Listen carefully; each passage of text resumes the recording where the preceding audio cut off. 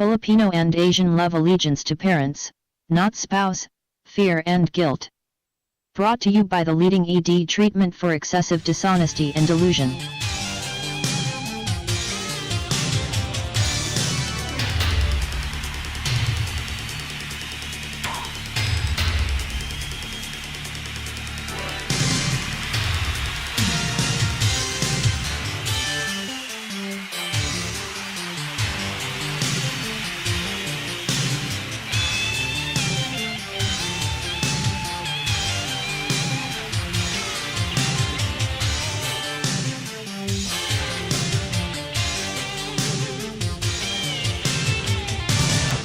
Much of what humans perceive as love arises from fear and guilt.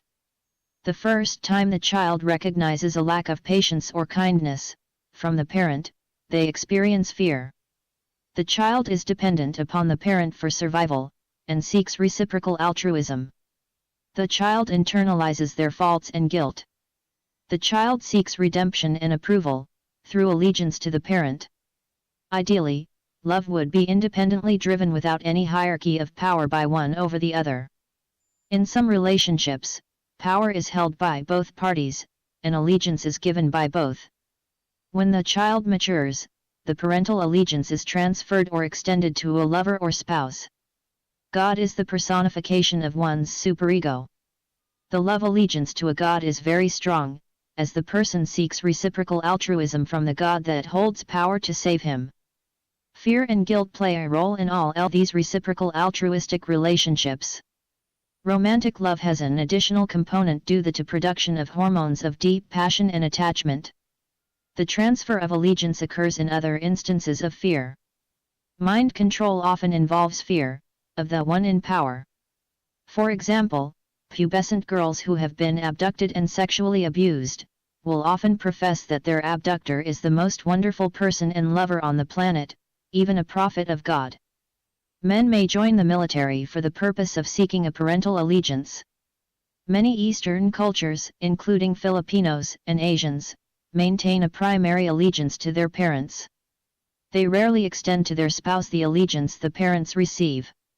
Many Asian marriages are arranged or require a dowry bride price. Apparently, the dowry for a bride from the lower rural caste in China is about $15,000. Those who can't land a man of means may seek a foreign husband, or work overseas to send money home, in order to fulfill their allegiance to parents. This goes contrary to the Western wedding vows, where the spouses forsake all others to become as one.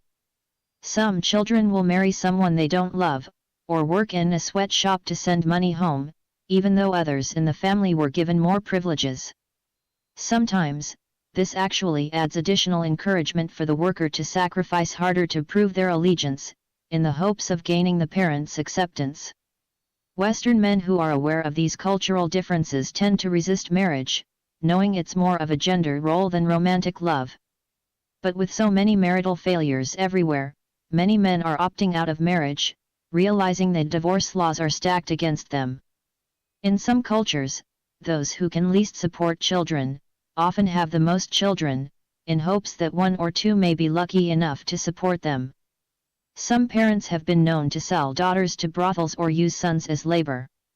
Many young women will not tell their parents where they get the money they give to their parents, or how they can afford such things as college tuition.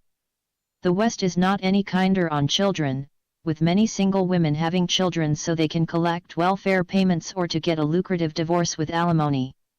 In other words, even if they can't find a man to give them money, the state will give them money from the taxpayers who are working. The government does not mandate sterilization or abortion due to political and religious pressures. Please note that this video commentary is intended to be educational for cultural understanding. Admittedly, this discussion is an oversimplification, and does not apply to all persons. Furthermore, what is perceived as right or wrong in one culture can be viewed very differently in another. Also, most people are far more susceptible to authority and being indoctrinated than they can begin to imagine. It is known that bias and pride had an evolutionary survival advantage by allowing groups of humans to band together and raid others for their resources. Such negative traits are common because natural selection is blind to egalitarian intent or design. It's only a matter of what spread genetic traits on to future generations in higher numbers that matters to evolution. This video is not professional psychological opinion or advice, and is presented as is.